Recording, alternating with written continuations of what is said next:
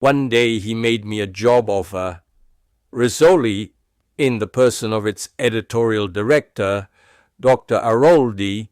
There must have been a bad astral flow between me and this guy, because I went to Milan 3 times at his request to conclude 3 different editorial contracts, and all 3 times the project failed, had proposed that he write a book of considerable size, a treatise on astrology that was to become the Bible for scholars of the subject.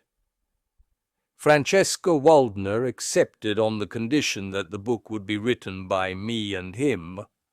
The project was about to start, when it ran aground on a rock that was insurmountable for me, and which probably corresponds to a major limitation of mine.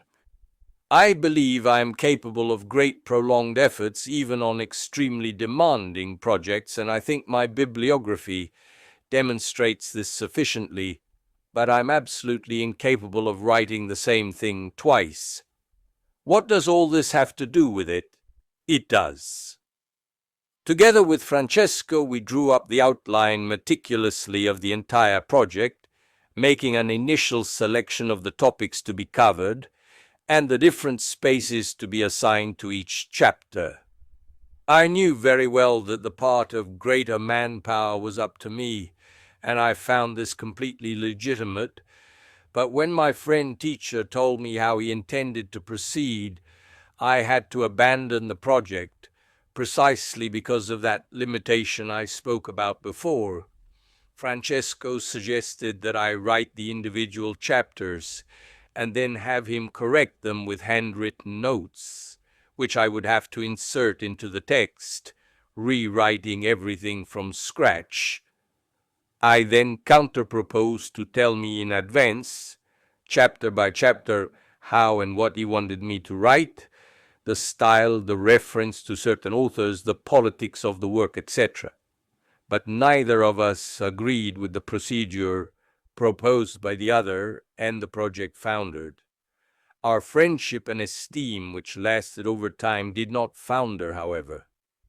I saw him less in his last years, when his sight was increasingly failing him, and he decided first to retire to his country house in the Viterbo area, where I never went, and then to a retirement home for the elderly, where he died one day, exactly at the time he had planned. At the time, not on the day, in the early afternoon, immediately after lunch. In all the years in which I was honored by his friendship, I understood that Francesco was really good as an astrologer. Some Arab emirs and sheiks sent him to pick them up with their personal plane and paid him astronomical sums for a consultation. But I think that he was above all a sensitive clairvoyant who relied a lot on his ESP faculties and little on the astrological technique that he used only to better focus on the subject.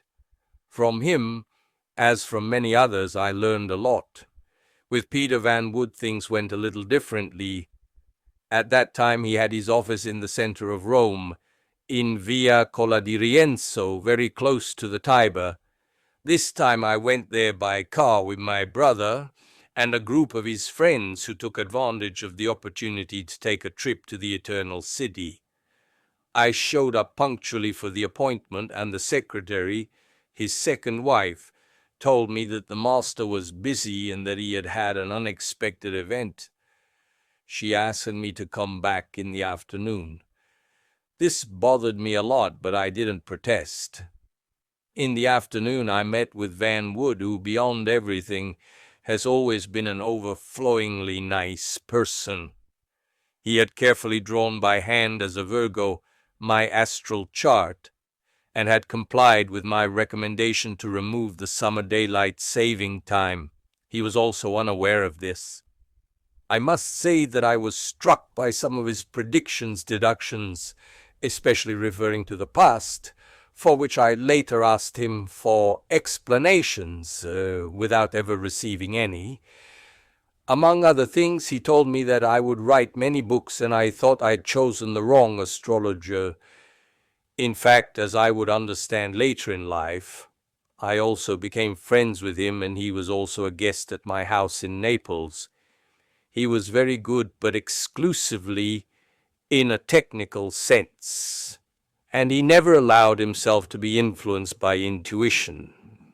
To tell the truth, I have known two Van Woods in my life. Even today as I write, May 21st, 2005, we speak on the phone from time to time. He says he loves me, and I answer him the same thing. A Virgo astrologer who is very worried about earning a lot of money and who has always reproached me for giving others my knowledge for a few euros in the books I publish, and another Peter, more belonging to the Cancer ascendant, who, at a certain time of night, stops being Dr. Jekyll and becomes Mr. Hyde, calling me to have the correct sky of Kepler or another historical figure on whom he studies for hours and hours. During that first meeting of ours, he showed me something astonishing for me. He had an impressive paper collection of birth charts of famous people, drawn in the Smurfs format and inserted into the mini pockets of Buffetti business card holders. In each container, by the hundreds, he collected, let's say, Libras with Leo ascendant, and if you pronounce this combination, he would answer at the speed of light, Tito Stagno. His elephantine Cancer memory allowed him to study physiognomy and astrology together, and I believe that he was one of the few astrologers in the world, with the exception of the character who really existed, described in the novel Paradise Lost by Henry Miller, capable of telling you, almost never wrong, the solar sign and ascendant of every person he met at that moment. Many times he was even right on the birth date of a person he had just met. In this regard, I would like to tell you a truly exceptional episode that I witnessed. We were, I believe, in the early 1980s at the Terme di Saturnia, where Giovanni Botteri, then director of Ciro, had organized an international conference. Peter and I were walking along the avenues of the Spa Hotel when a lady approached and turned to my friend and asked, "Maestro, wait, tell me first if you were born on March 20th. The poor girl was shocked and nodded. Shortly afterward, I was telling the story in the hotel, in the presence of the protagonist and other people. A RAEI technician I had brought with me for some interviews to do with those present laughed and joked about what had happened. Then Peter said, still joking too, "See, our friend could have been born on September 6th. And the other, still laughing and not understanding the greatness of his interlocutor, "No, I was born on September 5th. I also owe Peter the American address of the person who provided me with the first software books to develop the first astroinformatic applications. I believe that few know the true value of my Dutch Neapolitan friend, as he liked to call himself, having played, among other things, with Gege Di Giacomo and Renato Carosone. Getta la Chiave is one of his most beautiful and successful songs. He was, I use the past tense now because our friend Peter has left us, a truly great astrologer, very close to the Anglo-Saxon school, who used, in addition to transits, which he was able to read like few others, also the primary and secondary directions and other techniques that are still very popular today, especially in the United Kingdom. Peter also taught me something else in particular, more on the level of life than on that of astrology. We talked right during our first meeting about couple astrology, and he told me a little bit of his personal story. As many of you will know, he married the cousin of the Aga Khan. First, however, he drew the two graphs, compared them, and realized that the synastry was really bad. But he cared a lot about that woman and went to his Dutch teacher to ask for advice. He also invited him to desist, which he did not do because he married her a few months later. The marriage, if I'm not mistaken, lasted a couple of years in total, and then they separated, but he still says today, if I could go back, I would do it again, because I was very much in love, and I don't regret having spent a few wonderful months with her. I was saying that Peter was very good at predictive astrology, where, however, in my opinion, he lacked experience with solar returns. Well, since I touched on that point, I want to say what I think about this topic. Some colleagues do not believe in the importance of the solar return and do not apply it. However, the vast majority of them say they do not believe in it, but for easily understandable reasons. Let's take a step back.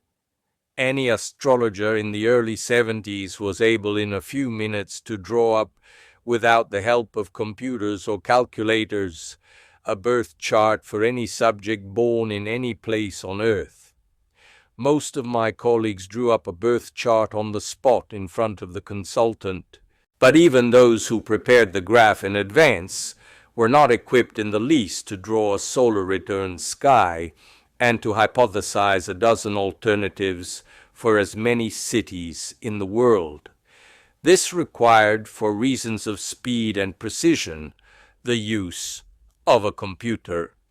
I would like to point out that the prototype of the personal computer, a few pieces of circuitry assembled in a garage by Steve Jobs and Steve Wozniak, saw the light in 1977-1976. In 1978, the sale began also in Italy of a few hand-built prototypes. I also in 1978 went personally to order one in Florence from the Tuscan General Processor.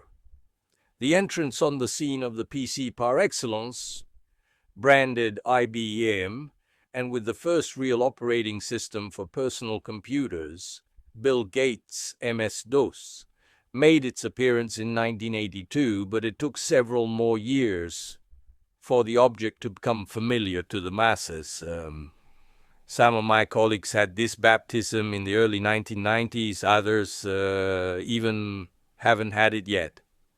Personally, I started using the computer even before the era of the personal computer in 1966 to 67, when I was still at school with the legendary HP 65 and HP 67, which seemed like pocket calculators, but which in fact were the forerunners of personal computers, as they were programmable and could be used to store sequences of chain operations on small strips of magnetized plastic that were passed through a slit on the side of the object. When I approached astrology, I was already programming and using these toys and building rudimentary but very precise programs to calculate solar return graphs was not a problem for me at all since 1970. Well, then I think, without denigrating anyone, that when I wrote about my research on solar returns, having behind me already 15 years rich in hundreds and hundreds of proofs, many of my colleagues, who should have started their studies at that time, preferred to state that they did not believe in solar returns and have continued to maintain this even today. Before 1970 in Italy, with the exception of those few cases we have discussed in these same pages, Italian astrology did not exist, and consequently neither did its enemies. Later, however, the chapter enemies took on a notable weight, and we must necessarily distinguish it by specifying that there were and are two large strands of it. The external enemies of astrology. It is useless to repeat every time we deal with Italian astrology and Italian astrology from 1970 to today. The internal enemies of astrology, much more numerous and harmful than the others. In this episode, we will deal a little, but we will return to it later, with the external enemies of astrology. At the beginning, we are talking about the very early 70s, in which conferences, debates, and the first movements of opinion were also proposed.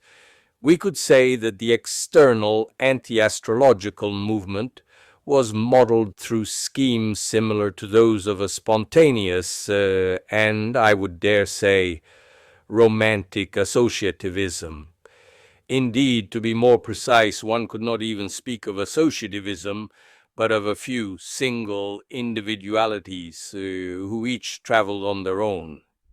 In fact, when I reread the first polemical epistemological interventions in newspapers like Repubblica or Il Manifesto, Marcello Cini and others, or in books like the small pamphlet by Ugo Volli, I still think of a genuine opposition of ideas very opposed to one's own, but thought or acted without a precise predetermination, or without it being subservient to precise orders from the stables. Without offense to the adversaries who must always be respected, I was more inclined to think of loose cannons. Just to let you immerse yourself in the atmosphere of that period for a moment, I will briefly tell you about a long thread that started during a hot summer between the end of the 70s and the beginning of the 80s.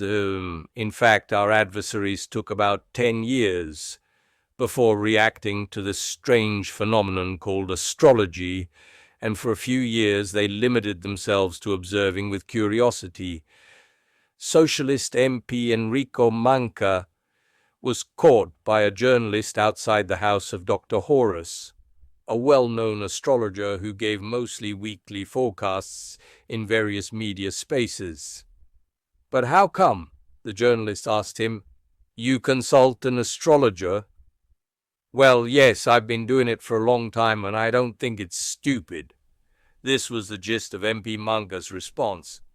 It is well known that in the middle of August, newspaper editors struggled to find news, given the long summer hibernation of politics, and often, artfully, they pounce on a bone and pick it for a long time. The fire broke out and I took part in it too. The two newspapers where the most signatures, scandalized or possibilist, in curiosity alternated, were, as already written, Repubblica and Il Manifesto. The controversy started there, or was taken up by the episode of the Deputy Manca, but it went on for years, still in an incandescent and spontaneous phase, I would say. There was no lack of discussion material. Here is a short bibliography which we could start from 1970 and stop about 10 years later, if we exclude Rizzoli's book by Louis MacNeice, Astrology, 1966.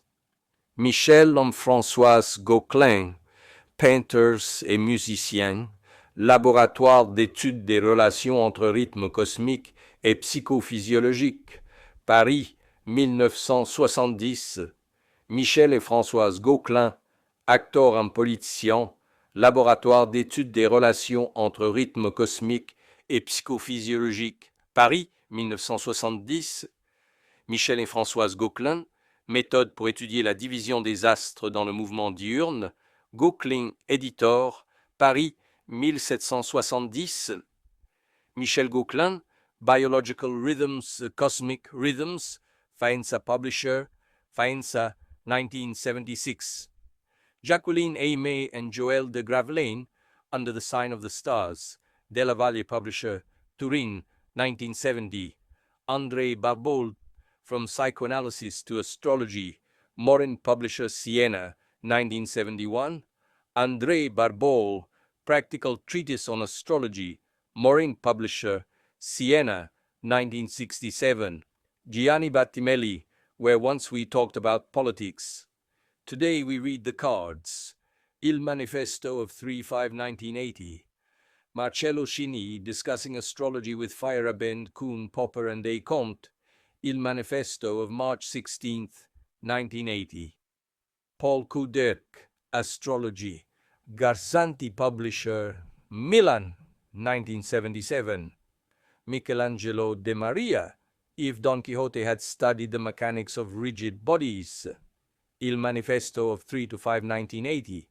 Ciro Discepolo, Guide to Astrology, Armenia Publisher, Milan, 1979. Ciro Discepolo, various articles in the daily newspaper Il Mattino, starting from the beginning of the 70s. Carlo Fenoglio, Why Astrology, Rai Editions, Turin, 1972. Serena Foglia, Inaugural Address to the Conference on Astrological Studies held in Naples in 1979. Astral Language number 37. Michael Gauquelin, The Dossier of Cosmic Influences, Astrolabio Publisher, 1975. Sergio Ghivarello, Towards an Alternative Science, Astral Language number 37, Turin, 1979. John Mars, Astrology on Trial, Murcia Publisher, Milan, 1979. Carl Raimund Popper, The Logic of Scientific Discovery, Einaudi, 1970. Gianni Rigamonti, May the Astrologer Not Die, Il Manifesto of 3 June 1980. Arcangelo Rossi, Popper and the Philosophy of Science, Sansoni Editore, 1975. Jacques Sadullo, The Enigma of the Zodiac, Palazzi, Milan, 1973. Ugo Voli, The Rhetoric of the Stars, Espresso Editore, Milan, 1979. Ritchie R. Ward, The Living Clocks, Bompiani, Milan, 1973. Leal Watson, Supernatura, Rizzoli Editore, Milan, 1974. In several of my other texts and writings in various magazines, I have already published entire passages of those first rapier blows with which we, the astrologers, and our adversaries attempted to test our possible dialectical capacities in disputes for or against astrology, note 4.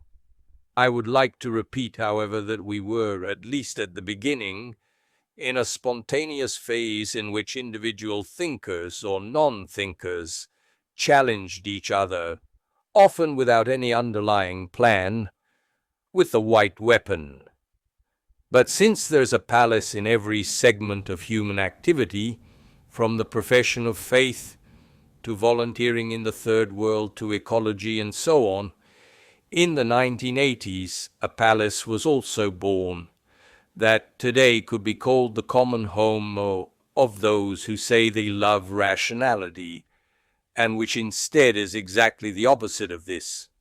A very clear example of cultural corporatism supported by prejudice, by a great deal of ignorance regarding the contested subject, and by a fundamentalism in action so all-encompassing as to leave behind even that of the Taliban. In other words, CICAP was born, acronym for the Italian Committee for the Study of Affirmations on the Paranormal.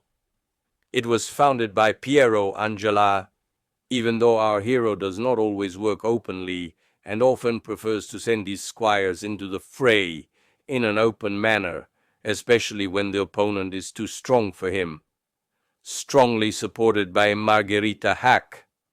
Later, members or not, people such as Roberto Vacca, Antonino Ziccici, Rita Levi Montalcini, Umberto Eco, Carlo Rubbia, Tullio Regge, Giuliano Toraldo di Francia, Silvio Garattini, Aldo Visalberghi, and the magician Massimo Polidoro, who today is at the highest levels of this association, joined it. Here are a few lines on the subject taken from a piece written by me and Francesco Maggiore. For almost 20 years, the CSICOP Committee for the Scientific Investigation of Claims of the Paranormal has been operating in the USA in order to unmask real and alleged frauds of those who operate in the field of the paranormal,